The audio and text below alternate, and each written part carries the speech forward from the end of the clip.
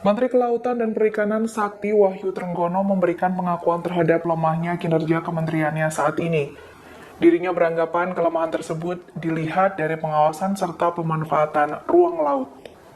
Dikutip dari tribunnews.com, hal ini disampaikan Trenggono dalam rapat kerja bersama Komisi 4 DPR RI pada Kamis 23 Januari 2025. Dikatakan Menteri KP tersebut, rapat ini membahas polemik pagar laut yang berada di sejumlah daerah terutama di Tangerang, Banten.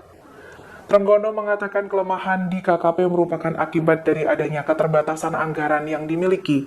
Untuk itu, Trenggono meminta perlunya dukungan anggaran penguatan tugas melalui revisi UU Kelautan. Adapun persoalan pagar laut di Tangerang saat ini menjadi sorotan. Pagar bambu sepanjang 30,16 km ini hingga kini masih belum diketahui siapa pemiliknya. Hingga saat ini pemerintah terus berupaya mencari tahu kepemilikan dari pagar laut Tangerang.